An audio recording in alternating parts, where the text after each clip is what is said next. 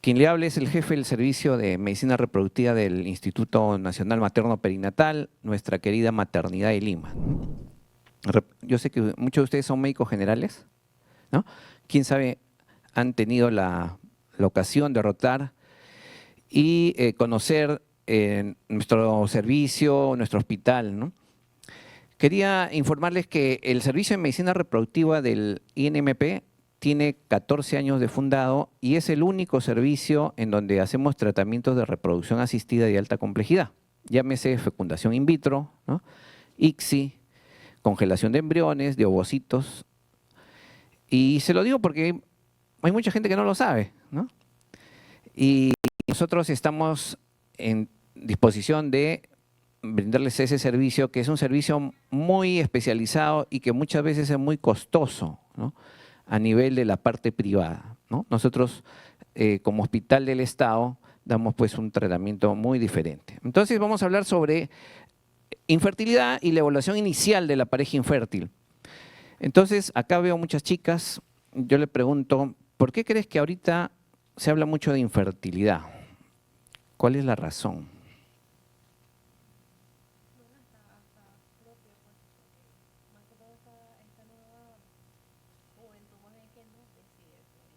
Porque no quieren tener hijos, ¿no?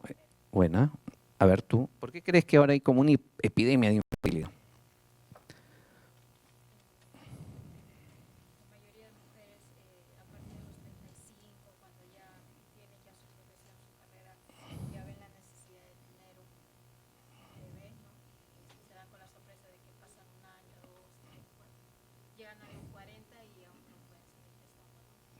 Claro, ¿no? Claro, ustedes son médicos, más o menos conocen el problema, pero cuando yo alguna vez he hecho alguna charla para el público general, piensan que las infecciones, ¿no?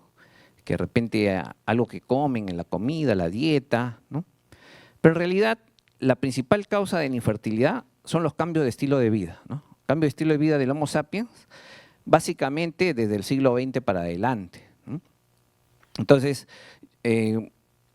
vamos a retrotraernos, imagínense esas mujeres del Paleolítico superior, hace más de 10.000 años, 15.000 años, eran mujeres o hembras del Homo sapiens que caminaban recolectando y cazando, ¿no?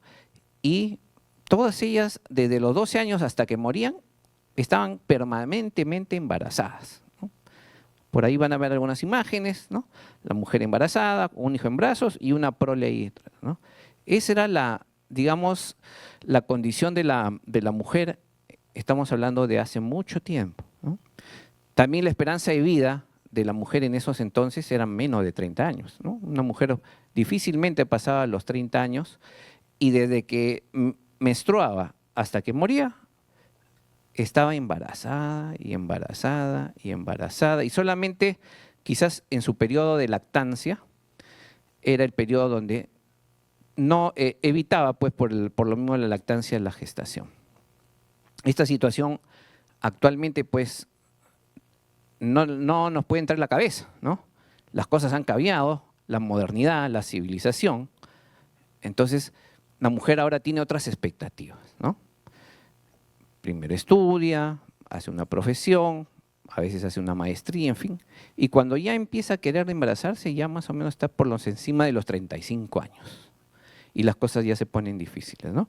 Entonces, la Organización Mundial de la Salud, el año 2023, vio que era una condición que afectaba al 17% de las parejas. Antes nos hablaban del 15, ahora estamos en el 17 y yo creo que esto va a seguir subiendo, ¿no? Algunos datitos acá. Después de la Segunda Guerra Mundial hubo una explosión demográfica, ¿no? Los llamados baby boomer, pero después fue cayendo poco a poco. Y países como China, donde era la cosa dramática, ¿no? Más o menos 7 hijos por pareja, gracias a la revolución cultural y a la política del hijo único, comenzó a bajar la tasa de natalidad dramáticamente, pero siguió bajando, ¿no? Y ahora el problema en China es que la pirámide poblacional se ha invertido. Hay mucha población con mucha edad, población vieja, y con poca población joven que es la que está en el aparato productivo. Pero no solamente fue necesaria una política, una ley, sino que los estilos de vida, ¿no? Por decir de Corea, no ha necesitado de ninguna política de hijo único y sin embargo su caída ha sido dramática, incluso mucho más abajo que la de China, ¿no?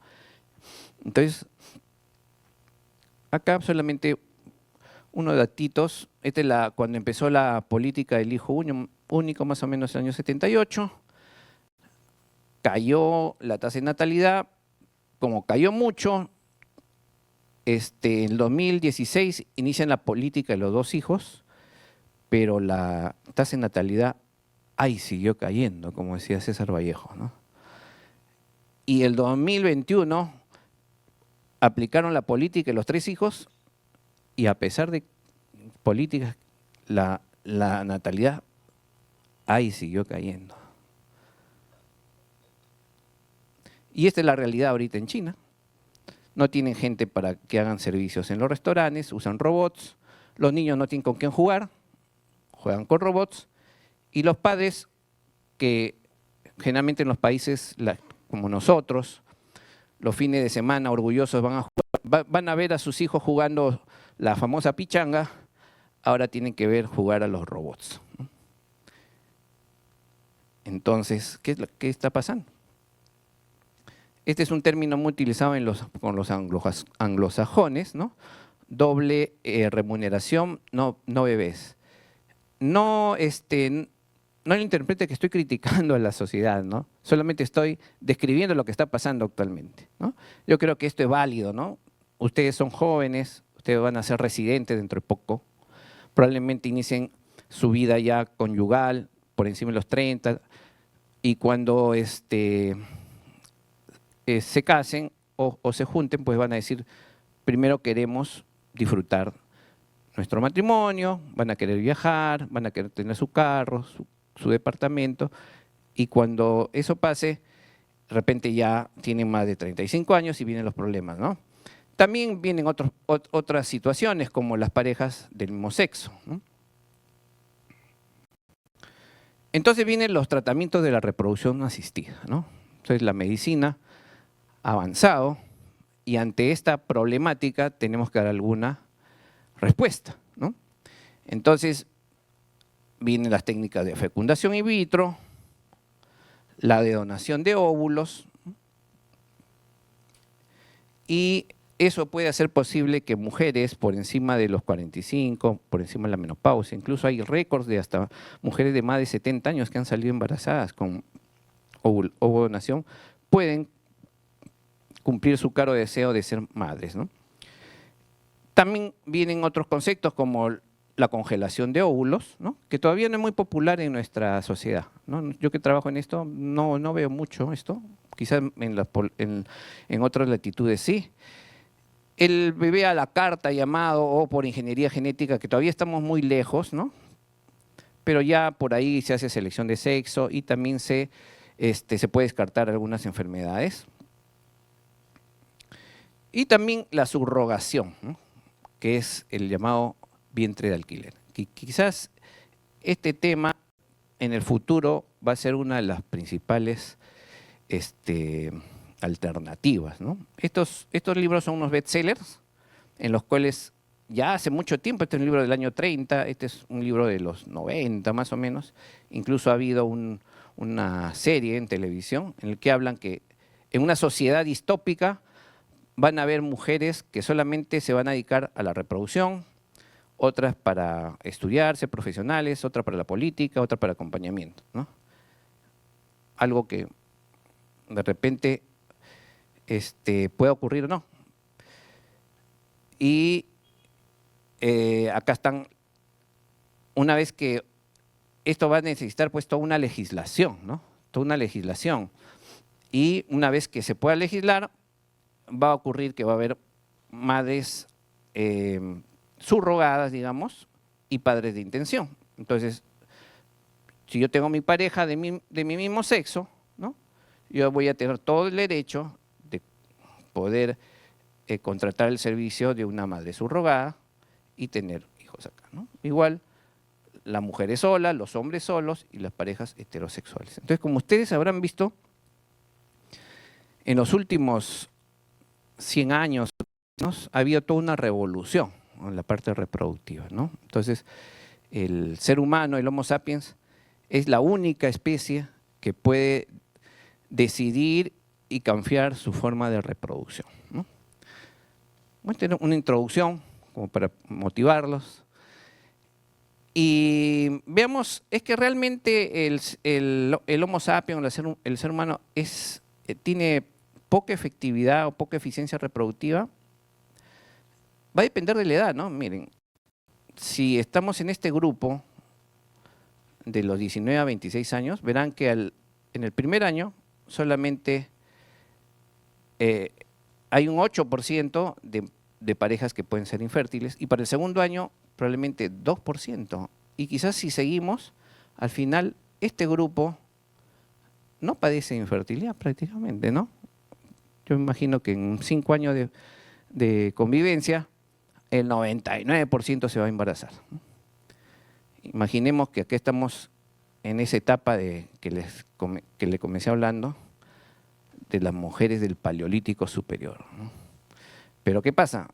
Ahora estamos en el siglo XXI y las parejas se embarazan a partir de los 35, 34. Entonces, este grupo, por decirle, en el primer año, su probabilidad de embarazarte es solamente el 80% nada más. O sea, 1 de cada 5 mujeres no se va a embarazar. Cuando pasan 2 años mejora. Entonces, también a veces es cuestión un poquito de tiempo, ¿no? De esperar un poco más y para poder definir si es o no infértil. Entonces, en conclusión, a las parejas menores de 35 años, informarles que el 85-90% de ellas concebirán el primer año y que para el segundo año lo harán más o menos el 95%. En cuanto a la etiología, bueno, el factor femenino más o menos el 30%, el masculino el 20%, ambos el 30%, infertilidad inexplicada el 20%. En la maternidad en Lima, el 2018, hicimos unas estadísticas y vimos que el factor ovárico era el principal, porque ya en nuestro hospital están acudiendo muchos pacientes de 35, 40, 45, hasta 50 años con deseo de gestación y este es el principal problema, ¿no? Antiguamente el principal factor era el factor tubárico, ¿no? Entonces, ante esta problemática, ustedes que van a ser médicos generales, quién sabe, ginecólogos, ¿qué es lo que debo pedir en la evaluación inicial de la pareja infértil? Cuando recién abordan a una pareja que cumple los criterios de fertilidad. Entonces, hay una larga lista de estudios de infertilidad, pero solo unos pocos han demostrado su impacto en las tasas de embarazo y nacidos vivos. Esto se ha estudiado ya de los años 90, ¿no? Porque no sé si ustedes han tenido oportunidad, de repente, si no ustedes, alguna amiga, prima, hermana, ha acudido a muchas clínicas de infertilidad y cuando van, salen con una sábana de exámenes, ¿no? Entonces, ustedes que son médicos se deben preguntar, ¿realmente ayudan estos exámenes? ¿Se deben pedir toda esa lista de exámenes? Entonces acá vamos a resolver esta pregunta. Estos dos papers son, digamos, los últimos. Este de acá es francés del 2024 y este es uno clásico de la NICE, ¿no? Que es una guía basada en evidencias que desde el 2004 hasta la actualidad se puede decir que sigue en vigencia, ¿no? Como ustedes verán, acá hay una larga lista de clamidia, la temperatura corporal, la prueba poscoital. La gran mayoría de todas estas pruebas han pasado a la historia, ¿no? Y vamos a ver que también han surgido nuevas, ¿no? Es muy frecuente escuchar la fragmentación del ADN espermático, ¿no? Porque las especies reactivas de oxígeno dañan el ADN espermático, la membrana, el espermocultivo, la hormona antimülleriana, que se ha puesto mucho de moda, el dosaje de vitamina D también, ¿no? Histeroscopía de oficina, histerosonografía. Todos estos exámenes no se deberían pedir en devaluación inicial de la pareja infértil, ¿no? Eso es algo que deberían llevarse de esta charla. Estos exámenes son en una segunda o una tercera evaluación, ¿no? Lo que sí se debe pedir es la reserva ovárica. La reserva ovárica, como ustedes saben, es la cantidad de folículos con que cuenta una mujer en determinado periodo de tiempo, indica el potencial fértil de la mujer. Eso es una evaluación sí muy, muy importante. Antiguamente se pedían algunos test hormonales, basales, dinámicos, los cuales ya también han dejado de utilizarse para quedarnos solamente con estos dos, ¿no? La hormona antimülleriana y el conteo de folículos centrales. Entonces, el conteo de folículos es el mejor marcador de reserva ovárica. Hay múltiples estudios que han demostrado que el conteo folículos y la hormona antimülleriana son igual de buenos, tienen el mismo valor predictivo y son considerados los mejores marcadores. Sin embargo, nosotros que somos especialistas en reproducción humana, preferimos el conteo de folículos centrales, ¿no? Porque nosotros mismos lo hacemos, lo vemos, ¿no? Y una prueba como la hormona antimülleriana no está exenta de errores, ¿no? Entonces acá ven un conteo de folículos centrales. Nosotros en Maternidad de Lima nos gusta poner los numeritos a cada folículo que contamos para que haya evidencia, pues, ¿no? Porque a veces ustedes reciben reportes de algunos centros en donde te dicen tienes 10 folículos y cuando ves no cuentas más de 5, ¿no? Pero sí puedes contar, si pones un numerito, ahí está, ¿no? Otra recomendación es utilizar traductores de buena resolución, ¿no? Por encima de 7, 7.5, 8 MHz, y se utilizan pues armónicas y algunas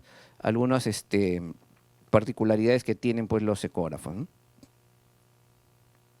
Todo ginecostetra debería saber realizar un conteo de folículos centrales. Más o menos estos son los datos, ¿no? Menos de 4 es de muy alto riesgo de pobre respuesta, son pacientes que deberían ir a ovodonación. Los de baja, que son de 5 a 9, si pudieran realizarse un tratamiento quizás de reproducción asistida. Lo que va a diferenciar a estos grupos son las tasas de embarazo, ¿no? Un paciente con una reserva ovárica normal, su tasa de embarazo está alrededor del 30, quizás hasta 40%, ¿no? En cambio, los pacientes que tienen baja reserva pueden estar de 5 a 15%, muy baja realmente, ¿no? Entonces, estos pacientes son candidatos a la ovodonación. Ahora hablaremos de la permeabilidad tubárica. Entonces ya hemos visto que la reserva ovárica debe ser, sí, uno de los pilares en la evaluación de la pareja infértil. El otro pilar es la evaluación de la permeabilidad tubárica en la anatomía uterina. ¿Y cuál es la prueba que hasta ahora se utiliza como screening? Es la histerosalpingografía, ¿no? Si bien es cierto, el gol estándar pudiera ser la laparoscopía, pues esto es una prueba costosa que no se realiza a todos niveles. Sin cambio, una histerosalpingografía sí se puede realizar, ¿no? A ver, vamos a ver algunas imágenes. No quiero que salgan pues especialistas, pero más o menos se toma una foto de inicio para ver que no haya calcificaciones, una primera toma con reflexión baja para evaluar la cavidad, después con una reflexión media, en donde ya se ve toda la cavidad y ya se ve parte de las trompas, y las vistas oblicuas son complementarias, es que no se puede ver bien las trompas en estas vistas, ¿no? Y este es el conteo final. ¿Cuál es el valor diagnóstico de la histerosalpingografía? Si bien es cierto, tiene una sensibilidad de 65%, ¿qué significa esto? Que hay un número considerable de falsos negativos, o sea, falsas obstrucciones, ¿ya? Estas falsas obstrucciones se dan generalmente en obstrucciones proximales. Entonces, cuando tenemos obstrucciones proximales y sobre todo bilaterales, debemos hacer una prueba de confirmación o tomar una segunda histerosalpingografía, como lo reveló este autor de Soler 2000, ¿no? Que cuando pedía una segunda histerosalpingografía a las pacientes que tenían obstrucción bilateral proximal, en más del 50% se veía permeabilidad tubárica. ¿Y por qué, dirán ustedes? Porque se puede producir espasmo a nivel de los ostium tubarios, la presencia de moco o detritus. Entonces, atención cuando tienen una placa que les señala que hay una obstrucción proximal bilateral. Es mejor hacer una segunda prueba para confirmarla, que es este caso. Estas son obstrucciones proximales bilaterales. En cambio, cosas muy diferentes cuando la obstrucción es distal, ¿no? Y miren, acompañadas de hidrosalpins. Entonces, acá no existe ninguna duda de que hay una obstrucción. Acá no necesito una prueba confirmatoria. Acá lo que necesito es bloquear estas trompas o sacarlas, ¿no? ¿Por qué? Porque estas trompas ya están dañadas, ¿no? Su función ya completamente dañada y ya no vale la pena hacer lo que se hacía antes, las famosas plastías tubarias, en las que trataba de rescatar las trompas. Se ha visto que esta práctica no mejora las tasas de embarazo y más bien aumentan el riesgo de los embarazos ectópicos. Actualmente, los hidrosalpins se bloquean, se hace un bloqueo tubario o se retiran, ¿no? Ese es el criterio oncológico. La evaluación de la cavidad endometrial, ¿no?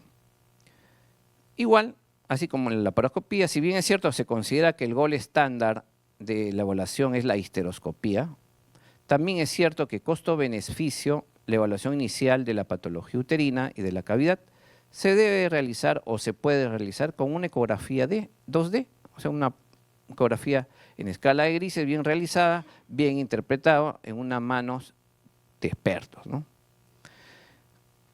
Acá ven esta imagen, no sé si ustedes hacen ecografía, ¿alguno de ustedes? Este es un endometrio trilaminar, ¿no?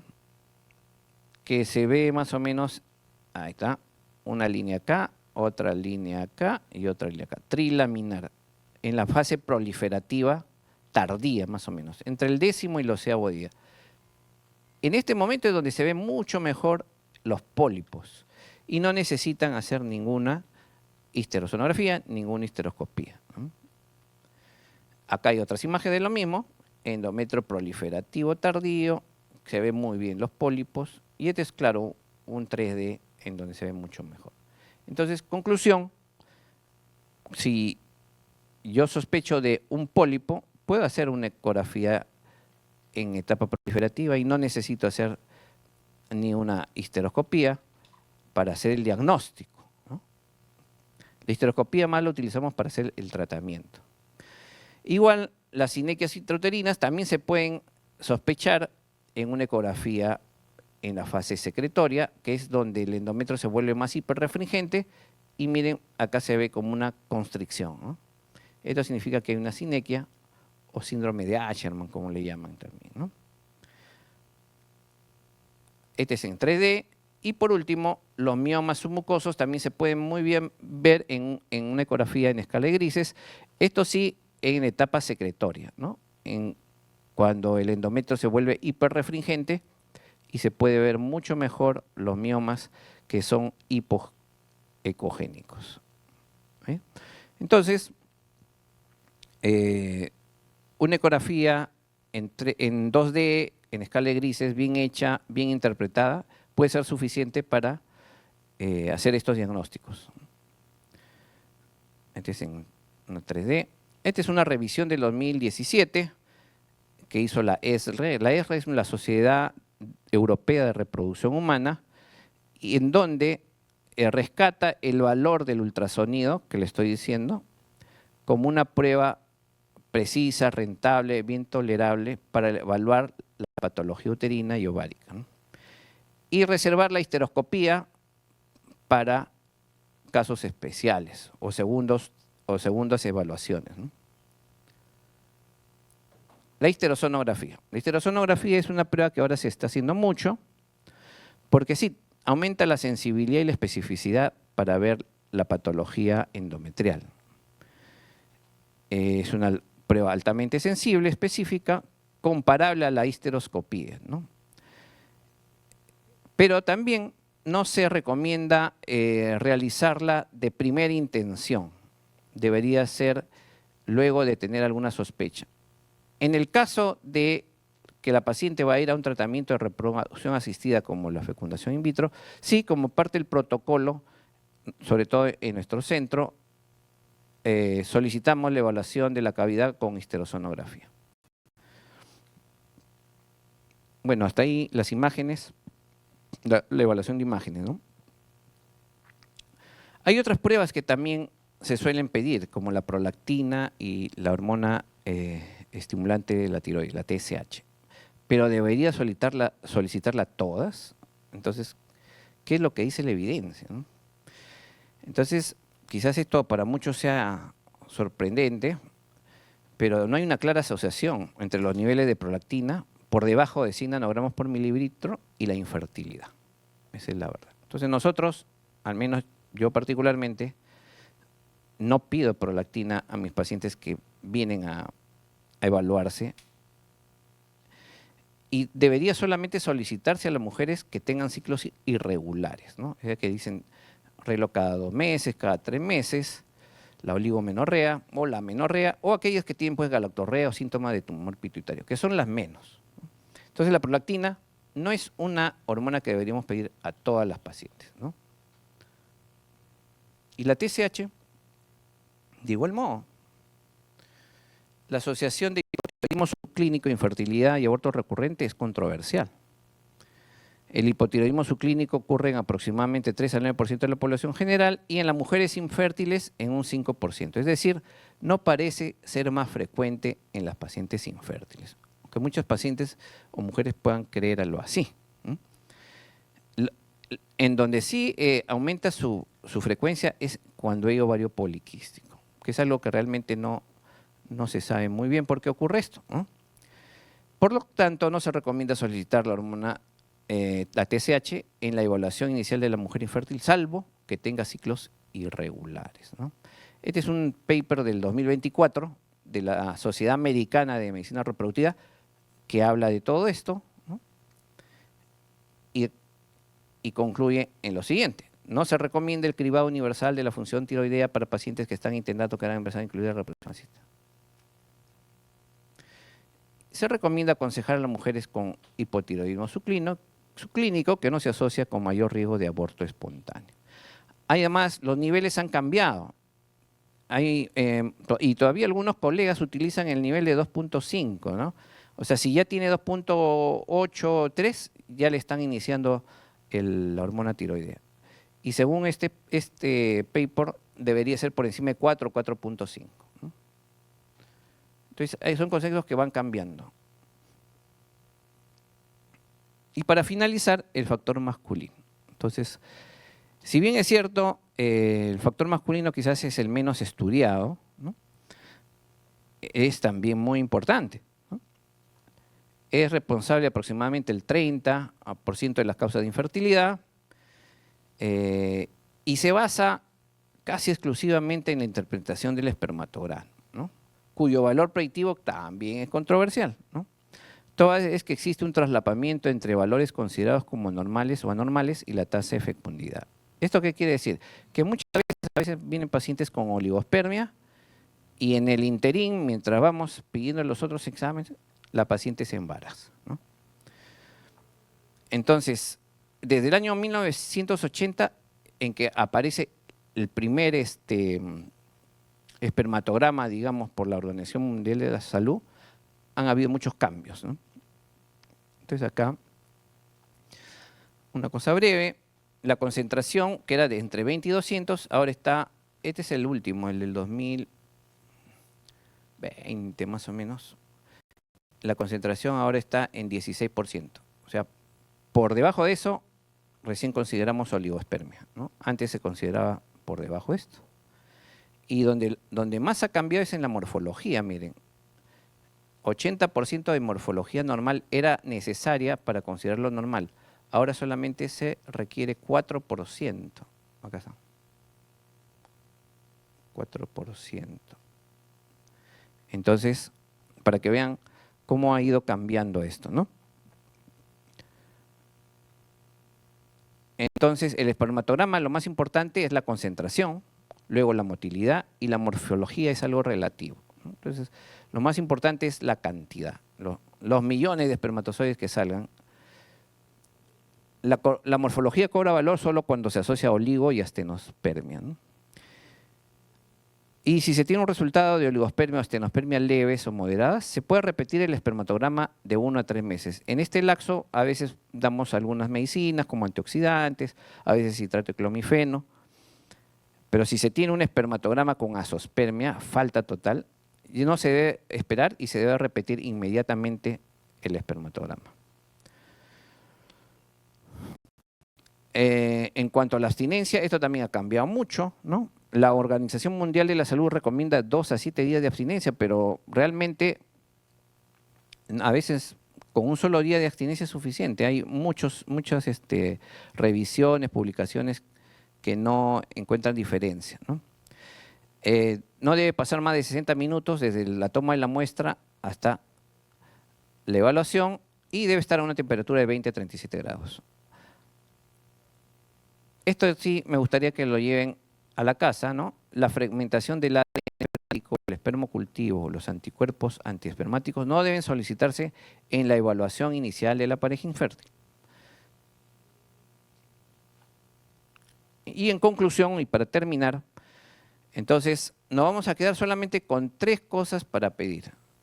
Nada más, no deben pedir otra cosa más, ¿no? En las pacientes que tienen los ciclos regulares, que son la gran mayoría, ¿no? Más del 80%, solamente se debe pedir una evaluación de la reserva ovárica, puede ser ecográfica si lo envían pues, a un centro especializado, ¿no? Que tienen experiencia en evaluar, o si no, pedir una hormona antimileriana también en un buen laboratorio, ¿no? Para evaluar la permeabilidad tubárica y parte de la anatomía, la prueba de screening todavía sigue siendo la histerosalpingografía. Y para evaluar el factor masculino, el espermatograma. Estos son los 3 pilares para la evaluación de la pareja infértil. Si la paciente tiene ciclos irregulares, ahí sí es donde se recomienda pedir las hormonas, ¿no? La prolactina, la TSH, a veces en algunos casos hasta el cariotipo. Se puede, si la paciente se sospecha de ovario poliquístico, hay que hacer pues, un test de resistencia a la insulina, etcétera. Más no así en las pacientes con ciclos regulares. Olvídense de estar pidiendo la vitamina D, que veo que piden en todo sitio vitamina D, no tienen ninguna evidencia, ¿no? Y para terminar, esta fotito que es de nuestro centro, esta foto es de hace 10 años cuando empezamos. Algunos de los colegas se han ido, hay otros que han venido, pero estamos esperándolos ustedes para cuando tengan alguna necesidad de este tipo de tratamientos, ¿no? Muchas gracias. Muchas gracias, doctor Luis Carpio.